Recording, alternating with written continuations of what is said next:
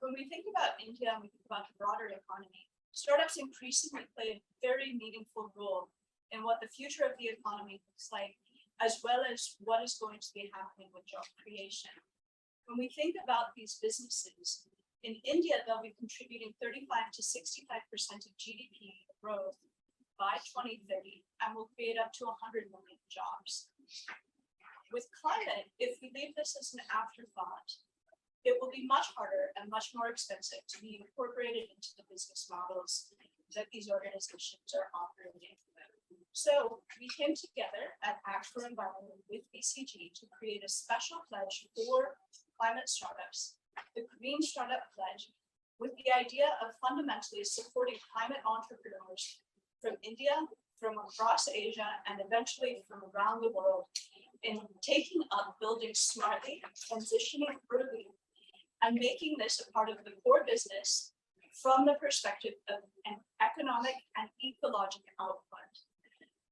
With this, we are working to align with Race to Zero to create a longer-term and lasting partnership as we take this global. We're also looking at a number of mechanisms to make the pledge very specific to startups and also scalable within the startup community. And our speakers from Act for Environment, Prashant Prakash, and Anirban from BCG, who leads sustainability at BCG India, will take this forward with my colleague from BCG. We are live from COP27, Sharm el Sheikh. So Prashant, if I can call upon you and just request you to open up in terms of what do you see the role of startups in our country, especially with the massive transitions that are happening on net zero and decarbonization. This is an amazing launch and initiative. Right? And Act for Environment is part of the Act umbrella. So Act is something. It's a COVID, maybe the kind of impact we saw in COVID. We said, we should take that to other meaningful verticals. Somebody has to play that role of a catalyst to get everybody together, and that's what Act did during COVID. So we said, what's the next big thing for this world, which is as massive and as challenging as COVID? It has to be climate, right? So that was the genesis of this idea. Why do we think that we as India, as startups from India, can actually do the work, right? We have shown it now twice. One, with the way we adopted mobile technologies in the country. So today, a lot of our startups are actually building next-gen mobile-first technologies for the rest of the world.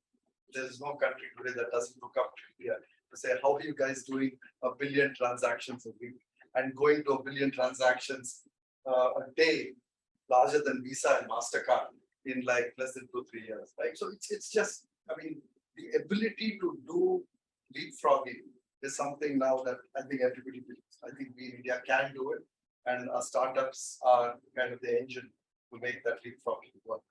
When it comes to climate, the technology, the platform, the innovation on how reporting is going to get done, the gamification of all this just to get everybody to rally around this. I think in multiple ways we can get it started in India. Something ambitious, but very, very exciting.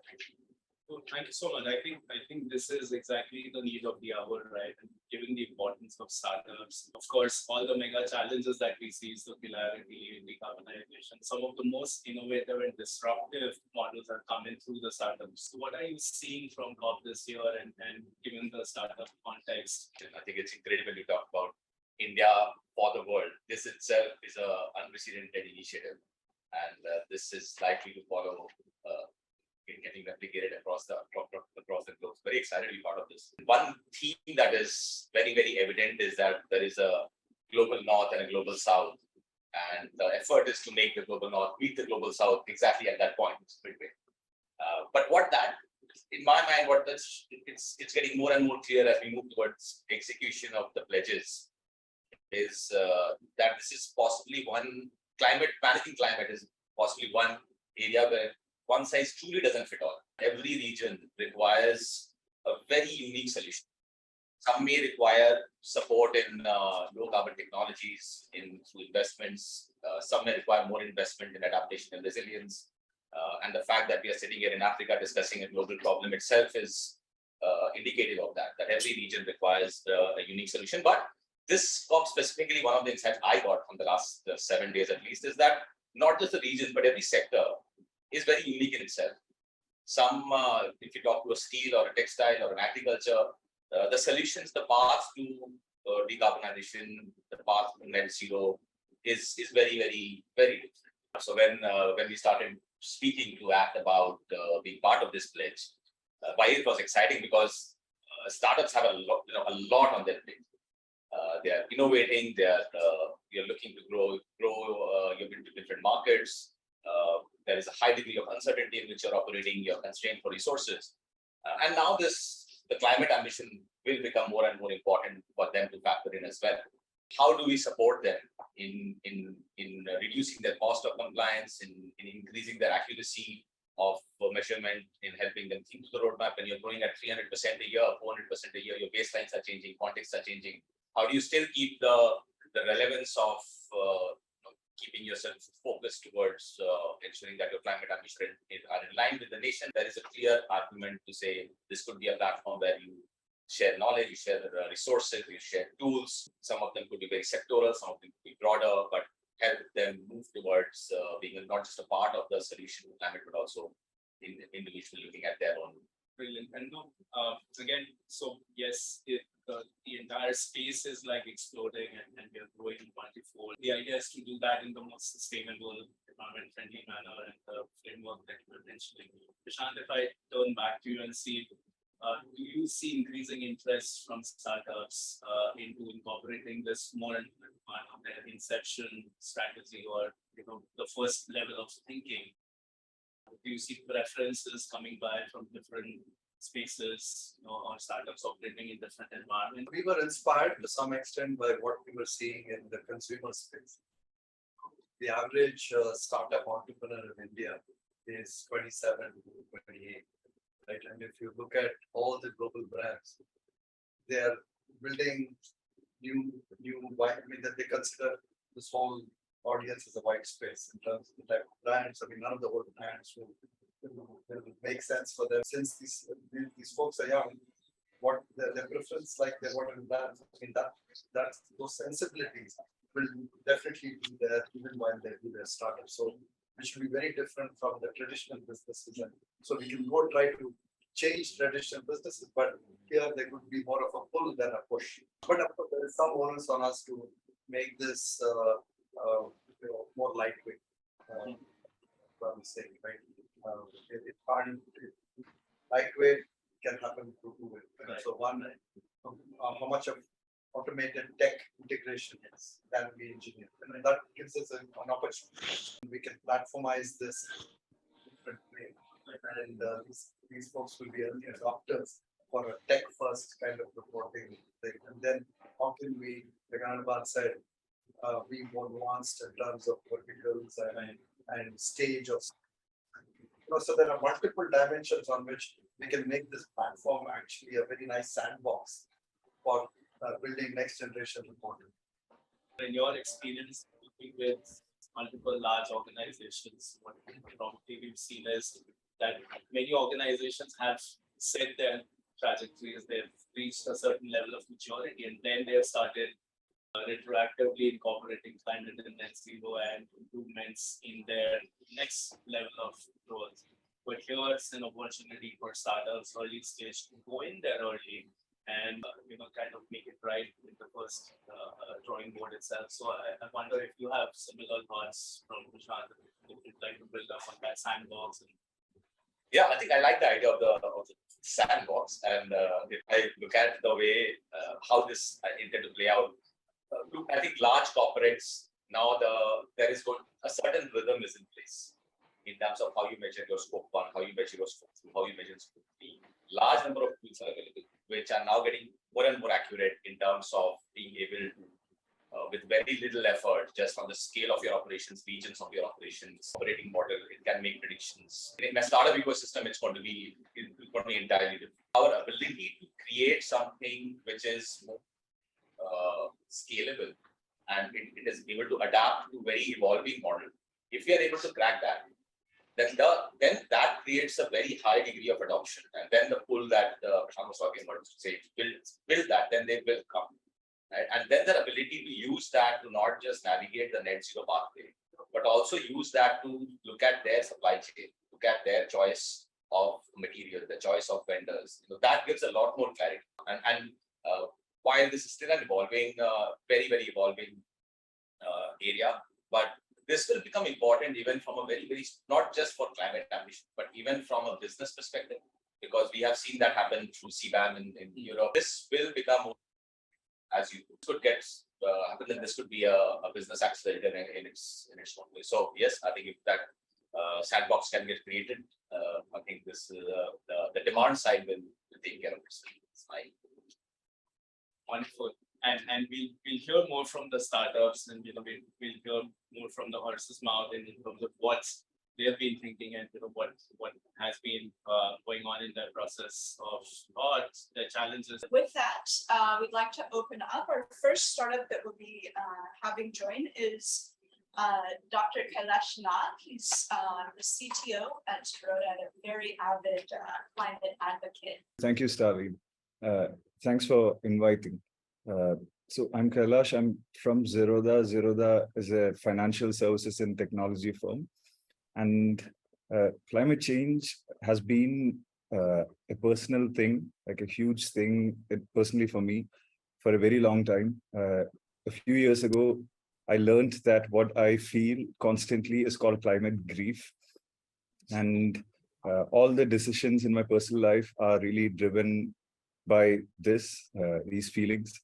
And at Zerodha, we've been taking small steps for a very long time, from keeping our processes lean and free of waste, from having a very lean technology stack that doesn't exude waste. So lots of tiny steps, but a couple of years ago, we set up this nonprofit foundation called the Rain Matter Foundation. That was really a culmination of all these tiny steps. The foundation focuses on climate change, ecology, ecological regeneration, and also, more importantly, human lives, the human element around climate change.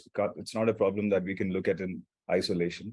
So we've committed significant amounts of resources from Zerodha to the foundation. We're happy that in the last couple of years, we've been able to help out a lot of significant, valuable grassroots efforts, people who are out there doing these things. So this pledge comes as a natural extension to what we're doing, and we are very pleased to take the pledge. And we feel that this public pledge also brings a certain implicit accountability to us, to our own actions, and we feel that this will help us bring more structure to all the little things that we've been doing, all the efforts we've been doing, and we are happy to be held publicly accountable with the pledge. Thank you, Kailash, and Zerodha has been a big kind of early mover in this case, by the way they created Rain Matter. I think so. Kailash, how many startups have you guys supported in Rain Matter already? For 2025? Yeah. So Rain Matter we have an interesting setup at Rain Matter Foundation.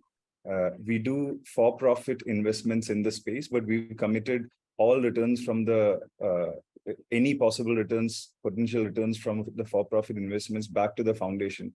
So that's how it's set up. We also have given out significant grants to nonprofit organizations. So more than 24 for sure in the last 2 years. Thank you, Kailash. Thank And you. I think one of the things that's very exciting is also just like the amount of business initiative that Zerodha has been taking and the ways that you've seen that play off. Are there any one or two things that you want to highlight in that regard? Yes, so lots of little things. One specific thing would be digitization in itself. So we were, I think, one of the first organizations in our industry to go paperless. And we've done the math, and the amount of paper reduced when spread across millions of customers who come in to this industry via us is significant. So that was a conscious decision, not just from a business perspective, but from a waste reduction perspective, which ties into this overall. And as I briefly mentioned, the way we built our technology infrastructure, and we are an internet technology company. The way we've set up and built the technology infrastructure is that its footprint is really, really, really small.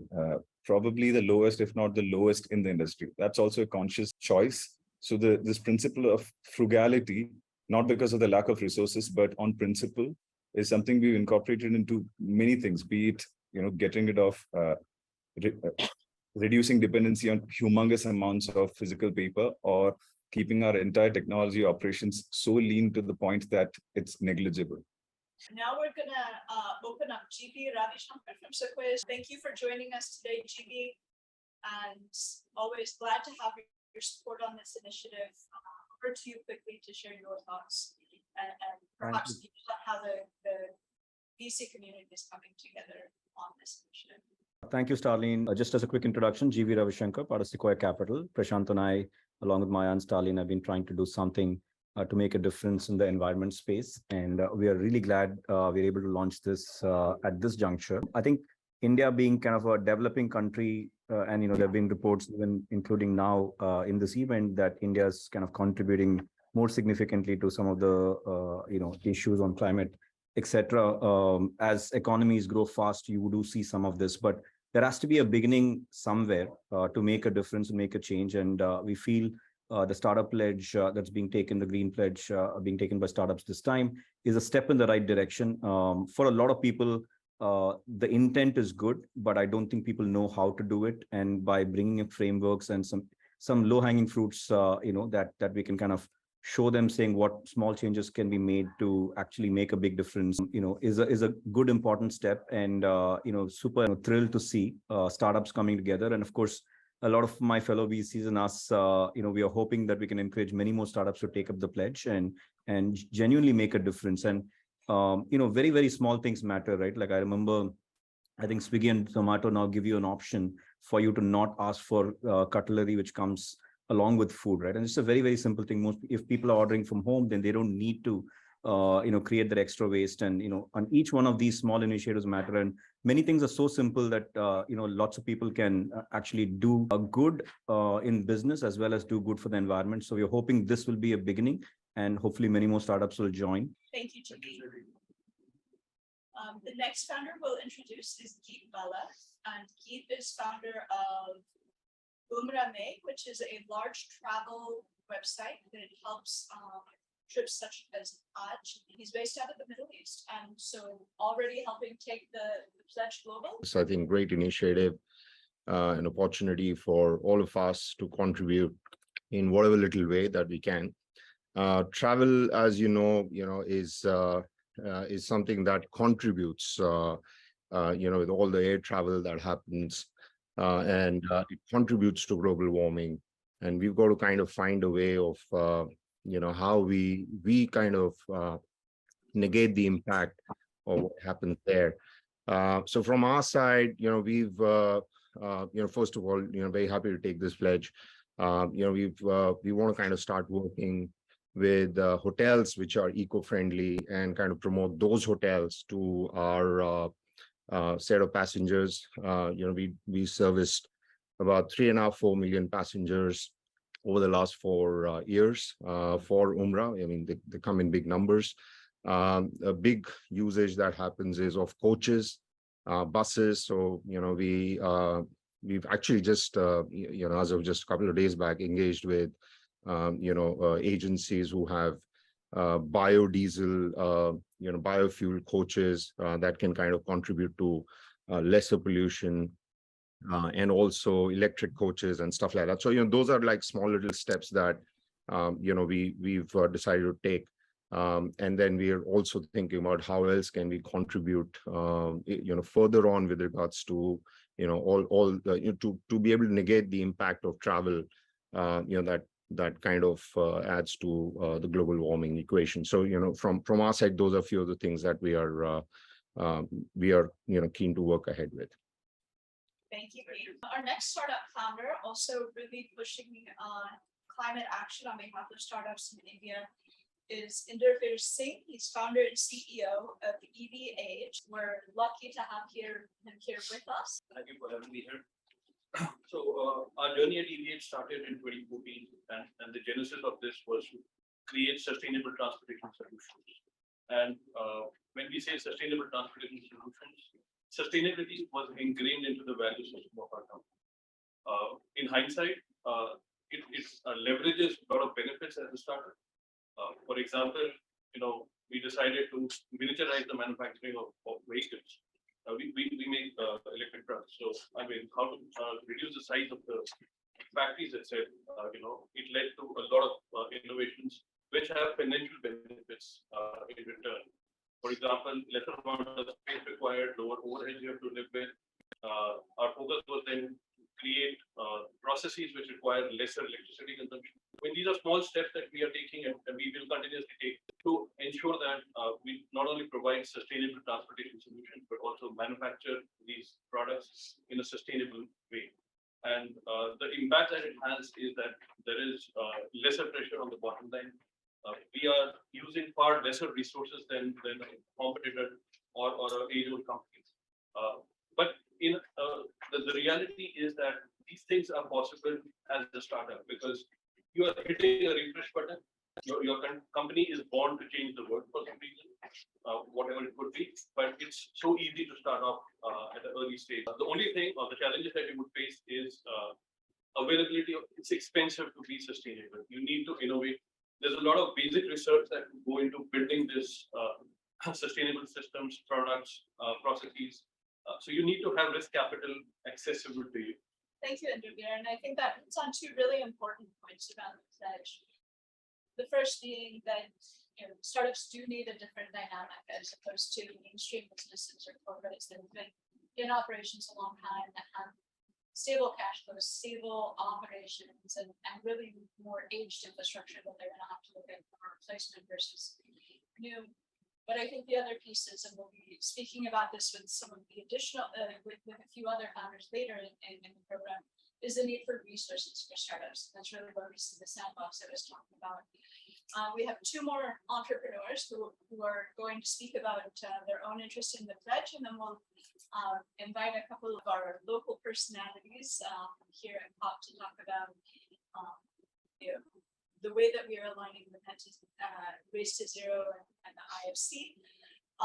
But first and foremost, or next, I'll hand over to Nithin. Nithin is the founder of Blowhorn, which is a logistics company. Nithin, if you would join and talk about your own journey. Of course. So Blowhorn has been around from 2014. We are a last mile logistics company, and we deliver almost 250,000 deliveries every day. And we have close to 100,000 vehicles on our platform. And at any given point, we have close to 10,000 active vehicles on a platform. And in Blowhorn's journey, when it comes to impact, we have always realized that without having the right incentive sets in place, impact falls away. And impact becomes a buzzword rather than a real influence. And what we have seen is two pieces, right? One is earnings increase. That has been a key impact point, and it has worked very well for us because it's good for our business. And on the climate side, I think logistics is a key high impact sector. So, like electrifying logistics ensures that, the benefits kind of trail down to other industries and other adjacent industries. And about 2 years back, we decided to take a pledge, or at least a goal of sorts, where we wanted to take 100% of our vehicles on sustainable fuels or electric vehicles, right? We are very proud to say that right now we are at 32% of our fleet runs on sustainable fuels.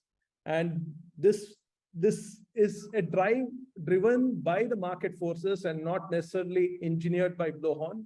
We believe that there's a lot of good things that we can do to engineer this drive further to reach 100%. And we also have a network of warehouses, and each of these warehouses are not, while they function like a full warehouse, we use urban waste spaces, extra rooms, extra space in a commercial building, the basement of a mall, etc. And we have found that all of these things coming together on the climate piece, and using our warehouses itself, we have kind of leased out, or at least we are giving a lot of the space in our warehouses for charging networks for free. We have no intent of making money from each of these facilities that we provide to the broader EV network or the broader EV ecosystem. But fundamentally, we want to move the ecosystem forward. And that is where we are at Lohon. Thank you, Nithin.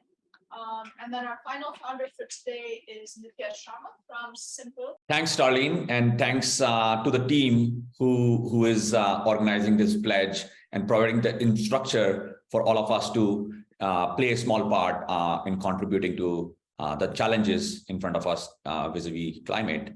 My name is Nitya, CEO and founder of Simple. Simple is a online checkout and post-purchase experience platform where online retailers, small retailers and brands integrate Simple so that they are able to give their customers an experience which is as good as Amazon, both for checkout and post-purchase. One of the things that we are very excited about with the initiatives that is being talked about today is that e-commerce, while we all use it in some form today, is still a very small part of consumer retail. E-commerce globally is about 8% of consumer retail. In India, e-commerce still about 4 to 5% of consumer retail. And one thing we know is that if e-commerce were to grow, which most likely it will, in the same way it has grown in the past, it is going to be a disaster for the climate with the logistics and the packaging and so on. And what we are excited about is working with our brands, our customers, our retailers to start weaving sustainability into the fabric of e-commerce. So at Simple, we are building a lot of tools, technologies to make e-commerce more sustainable. An example of that would be, especially in Indian e-commerce, one big challenge is that 60 to 70% of e-commerce is still done with what is called cash on delivery. So consumers buy and pay with cash at the point of delivery. Not only cash is unsustainable, but it also leads to a lot of returns. 30 to 40% of items that are bought on cash on delivery are returned eventually. What that means is reverse logistics and packaging going waste. At Simple, we have tools that prevent and reduces returns, thereby making e-commerce more sustainable, not only from a business point of view, but from sustainability on the climate point of view. So we at Simple are very excited of working on so many initiatives that can change the shape of e-commerce, not only as a business, but also in vis-a-vis sustainability. And we are very excited to be a part of this pledge. Thank you very much again for giving us this opportunity. Thank you. And one more guest from the BC community. Sudipto, are you available now? Yes, thanks, Darlene. I think great to see the pledge come together and great to see all the founders that you have brought together as part of the pledge. I think we all agree here that climate tech and solving for climate is a 20-30 year mega trend where all of us investors, founders, and traditional companies have to all come together to solve for the planet, right? I think through the pledge, 2-3 things are very interesting that comes out. I think one, across practices, I think first, as the country grows, right, especially as India grows, startups will play a major role in across all industries, manufacturing, agri, financial services, logistics, commerce. So as startups play a big role going forward, it's important that first startups are also educated in their role on climate and how can they do better in terms of taking the right choices in design of their organization, where they just take the right climate option versus taking something which is not good for the climate, right? So I think the first thing that the pledge is doing in terms of educating startups by getting them as part of the pledge and making them take conscious choices and calls on the right option, I think that's great. Second, I think there are a lot of startups out here who came and spoke today are doing the right things. I think the second thing that the pledge as a pledge and as a group we can do well is promoting some of these startups so that founders know that if we have to take a logistics option, right, we have a EV option out there which costs the same to me or might even cost cheaper, but that's the right climate sort of step to take, right? So I think first is educating startups. Second is promoting startups and companies in climate who are doing the right thing. And third, obviously, investing in newer ventures which solve for climate, right? But great to see the first step and great to be part of this initiative. And I think as we educate sort of the community more and as we sort of push startups who are working in climate, this will be good for the overall ecosystem. So thank you so much and great to see the launch today. Thank you, Sudipta. So for now, that'll cover the founders that we've brought on today who are working on the climate pledge and integrating it into their non-climate business. We thank you all for joining us, and it's amazing to see the progress you're already making as startups and thinking about how to integrate sustainability into your businesses and how to take that wider as your businesses grow. I have, Lisa Vincent here with me, who's the engagement lead for the Race to Zero campaign. It's the UN Champions Initiative. Race to Zero has been a platform where people are able to legitimize their commitments on net zero, really think about how big their ambition could be, and really driving a lot of climate action in this space. I also have Vivek Pathak, the global head of climate business and the International Finance Corporation. IFC has been amongst the forefront with the World Bank as well to really deploy massive amounts of resources, support mechanisms, and really engage on climate deeply. So thank you both for joining. Lisa, to you, and if you could share what Race to Zero means, you could talk to us a little bit about the Champions Initiative, and then probably share a few more insights about what startups can do to think about, probably exploring the framework that we have. Thank you so much. And thanks ACT and BCG for hosting this event and all the work that's gone into it from the VCs and the startups on the call. It's really exciting to come in here and hear the background and the work that's gone into building the pledge like this. So I just wanted to also flag how 100 million jobs by 2030, that is huge, and 60,000 startups in India. Just these figures are really impressive and show what an awesome community this community of startups is in India. So I'm going to talk about three things. Firstly, just briefly, what is the Race to Zero campaign? Then I'm going to talk about a bit more about the criteria and potential alignment with Race to Zero's criteria. And then finally, just thinking from India as a regional perspective into the kind of more global perspective as well. So firstly, Race to Zero is a UN-backed global campaign, and we have over 11,000 non-state actors who are part of the campaign and who are committed to our criteria. So that includes businesses, around 8,000 businesses, investors, we have education and healthcare institutions, and all of these actors are committed to collectively halving global emissions by 2030 and net zero by 2050.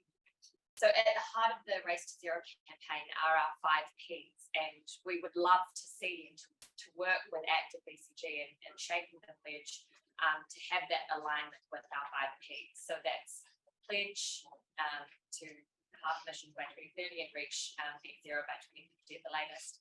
Plan, so publish transition plans. Proceed, actually take action against those plans. Publish, so reporting publicly, which was very exciting to hear about potential tools that startup communities themselves might create on this front. And then finally, persuade. So that's the Race to Zero criteria and framework. And what's really interesting about this event is that we have 26 partners in the Race to Zero campaign, including the Science Based Target Initiative, which you may have heard of, the Exponential Roadmap, the Climate Pledge. But we don't really have a partner that fully is focused on startup communities. So it is a really important space that you are filling by creating this pledge. We also have 20 accelerators in the campaign, really, really keen to work alongside you and sort of seeing and developing this pledge together. And the final thing I wanted to mention is next year for Race to Zero, one of our 4 strategic priorities is regionalisation. So we're very aware that while we are a global campaign, we seem to have quite a strong UK representation. I'm from New Zealand, so I'd love to see strong representation there. And then obviously, hearing these initiatives happening in India, it would be great to actually have a greater representation of the global environment into it. Thank you so much, Lisa. I think what I've seen of the pledge is quite aligned with the race to zero goals by such the emissions and stuff. And also the SME hub kind of complements with the resource and support that the pledge is able to mobilize for all signatories and all startups who really would have questions about how to get there. Vivek, if I turn to you, you've seen this space up close for a long time. You've seen private sector engagement happening in climate. You understand the barriers, you understand the challenges. If I can turn it over to you, and maybe if you could open it up in terms of what IFC is doing in the overall climate business, give us a flavor, and then probably give us a few bites on what you're doing on climate tech, and what do you see the next steps forward? I think we're seeing a lot of pledges, we're seeing a lot of announcements. Right. Folks, we're beyond that. We need implementation, we need capital flowing in at scale. Right. And the question is, how do we make that happen? I'll tell you what's been very frustrating as well for me. This is not to do with climate. You know, I used to run Asia for IFC for about 7 years out of Hong Kong. And I go to these fantastic conferences and I speak, and he may have heard me talk at some of them. And there were some fantastic ideas on technology, on sustainability and women's empowerment. But my question is, how many of those get scaled up? And I think we need to step back and see why is it some of these great ideas are not being scaled up. I was having breakfast with a young guy who just came out of Harvard, and he was looking at all these things. And I said, no, let's step back and see. Every time I walk into a group of very smart people like yours, and I'm really glad to see the gender balance in this group. Well done, ladies. But why is it not being scaled up? And one of the reasons I think we need to understand, and I may be not on the mark here, is there are incumbents and there are vested interests. If you look at the last 30 years, technologically, what has really been scaled up? So the question is, what do we do to scale up some of the ideas that are already here? And that's really why I came in here, because I want us to be engaged with you all to help you all scale up. And the traditional model that we put it bluntly of, where you get a lot of great valuation with a huge cash burn, we don't have time for burning cash. We have to start implementing and producing cash flow so you can get there. So you need to show profitability. And the reason why I'm in climate is because I firmly believe most areas of climate business are viable and profitable. May not be in the short term. If you're a day trader or a hedge fund manager, may not be. But if you look at the simple thing, if you're not doing it, I would question why you're not doing it. Right. I'm not saying I can implement everything, but we really need to start looking at how to scale up these models that are there, which everyone says are great ideas. The ideas I've heard in the short time, they're all great. But I'm curious, honestly, 5 years from now, how many of these ideas will have been scaled up? So that is critical. And I think, to me, I'm a big believer in technology. I'm a big believer in disruption. And I truly believe that the delta in climate that we need is going to come because of new technologies, new business models. Honestly, I don't see that happening at scale. So we really need to make that happen. So that's one. What is IFC doing in climate? 35% of our annual commitments are in climate. In about $24 billion, $25 billion in long term, and it's all emerging markets. For us, solar and wind are what I call mainstream sectors. Green hydrogen is big, the whole blue economy is big. We want to really ramp up green buildings in a massive way because urbanization is going to be a big theme.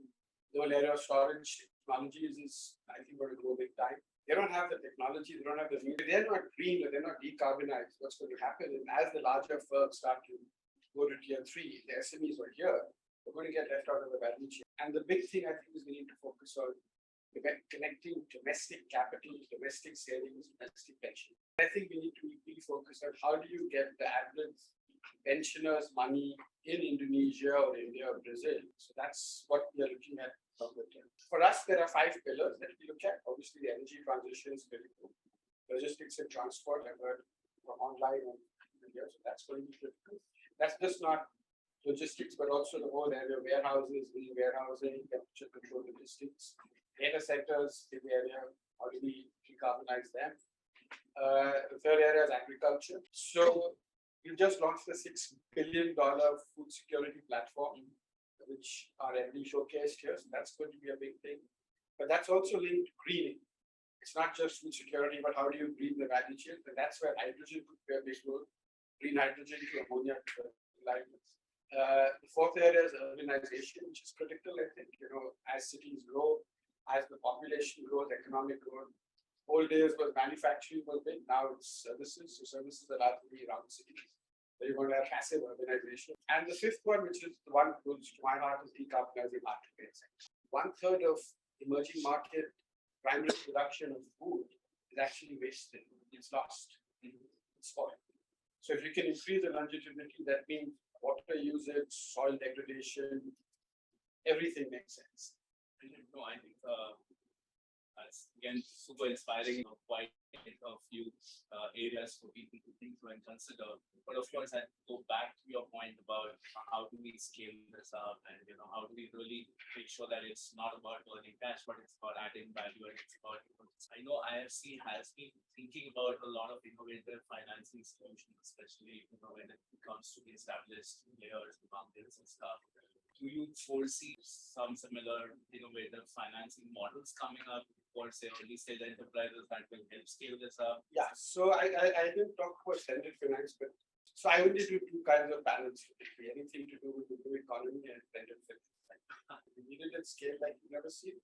And people don't understand that blended finance has existed for many years. But when Germany was producing solar at 50 cents, what was the tariff that they were charging their clients?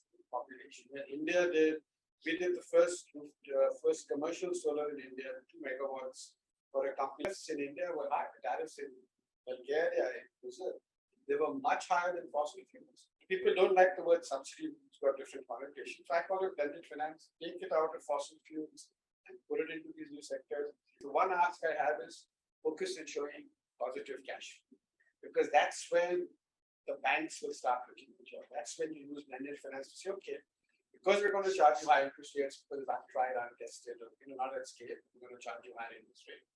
But you have to start showing, in my humble opinion, at least some sort of positive cash. And that is going to be the difference between, I think, I may be completely wrong. That may be the difference between success and failure.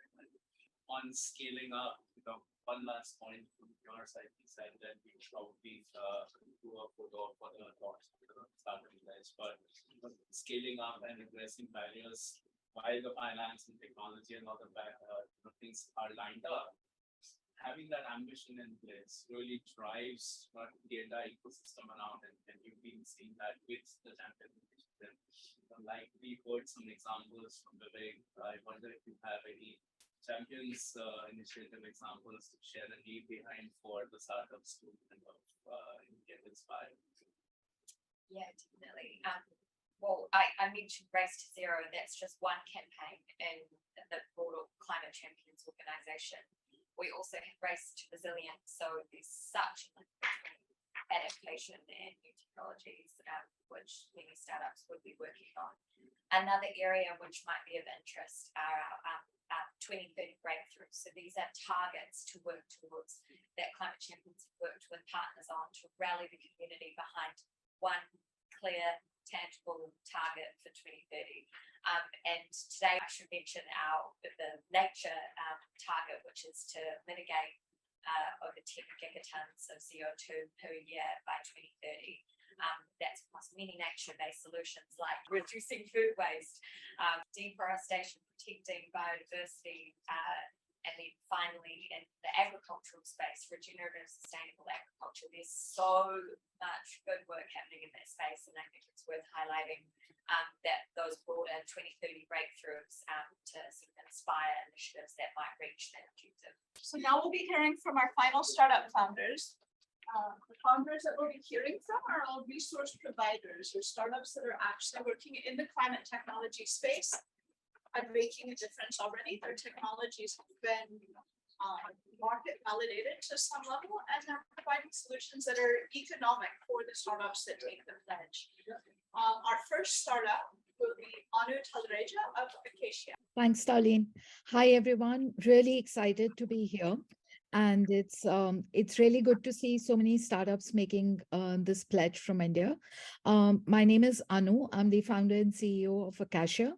At Acacia, we are building a real estate decarbonization platform. We previously heard the gentleman from IFC talk about different areas for decarbonization, and buildings and construction activity happen to be one of the biggest monsters in the climate risk. Buildings and construction activity contribute to about 40% of total emissions, and that's the area that we are targeting. Our platform starts with the basic principle of what cannot be measured, cannot be corrected. So we built a measurement platform for large real estate developers, asset managers, and financial institutions to be able to measure and manage their real estate emissions. And this includes both the transitional climate risk, which is risk from your building operations, as well as embodied carbon, which is essentially emissions from your building materials. We also earlier heard about the contribution of materials like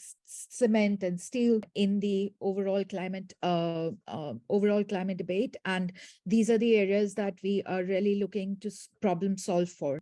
Just to give you an example, cement alone contributes as much emissions as the entire country of India, right? So, buildings and construction activity therefore happen to be one of the important pieces of the puzzle, the climate puzzle. And we are focused on starting by measuring the emissions accurately, and then, kind of recommending decarbonization strategies, both at the building and portfolio level. We are very excited to work with both large enterprises and startups because real estate is a basic infrastructure. If even asset-light companies like startups have to decarbonize, most of their direct emissions are actually coming from the buildings that they're occupying, and would love to work with some of you to see how we can bring change in the whole climate space. Thank you. Thank you, Anand. Our next founder is Sid Jayaram. He's with a company called Climb. Over to you, Sid. Yeah, thank you, Starlene, for the introduction. And firstly, thank you to ACT, BCG, and all other participants for being thoughtful and bringing out this pledge. I think it's a great time for all startups as well to get started with the net zero movement, right?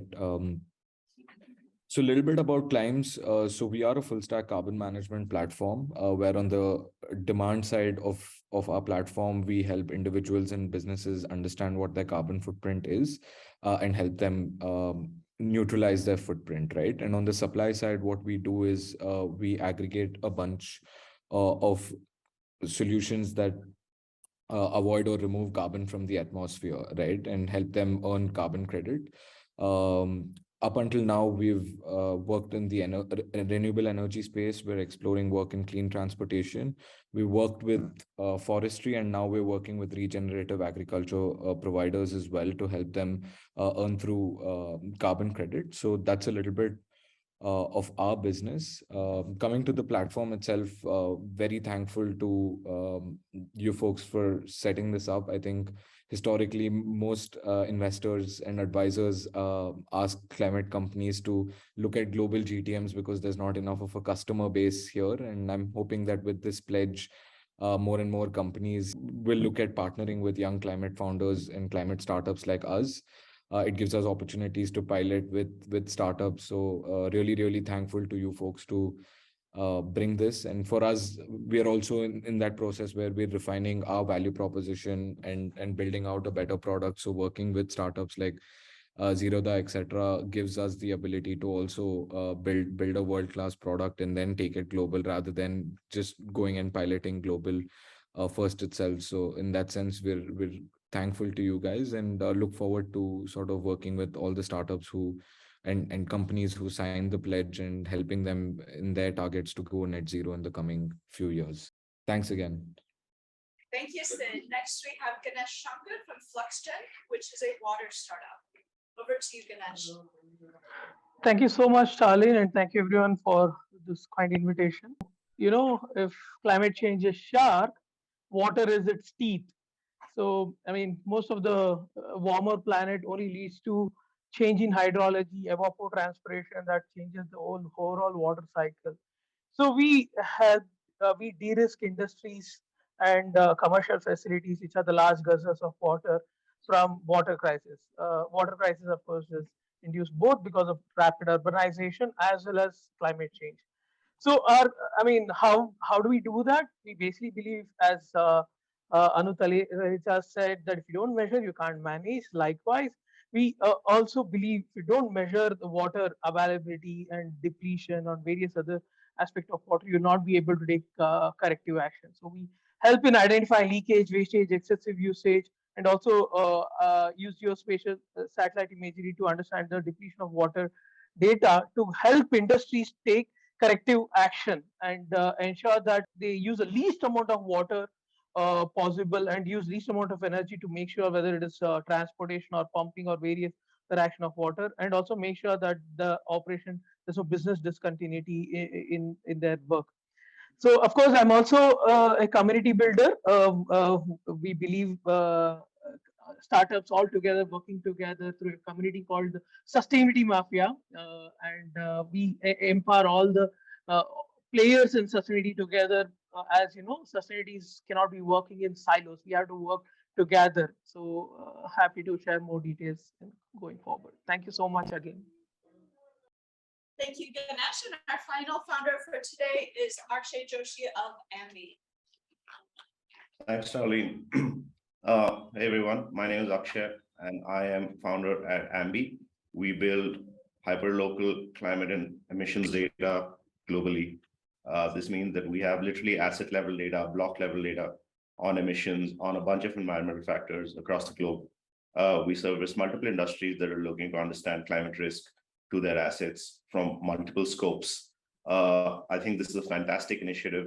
We're not going to get anywhere on climate, which is actually a war, without building alliances, without building pledges. So thank you so much, everyone, for having us here. Thank you, Akshay. Thank you again, everybody, for joining. We're very excited to move forward on this pledge. As a quick summary of the events, we're really excited to be launching this pledge. We believe that startups are really driving the future of the economy. We're backed by the venture capital community, the guys who know how to make scale in India. And so we see this as a huge opportunity to scale climate impact. And finally, and ultimately, we have phenomenal startups like the ones we've just heard from, who are really going to help enable that transition. And we see this also as an opportunity for them to expand their own business at a faster rate as mainstream startups look to climate solutions for building their business. Thank you, everybody. And we look forward to working with all of you on the pledge and making this a great success, first from India and then to the world. Thank you.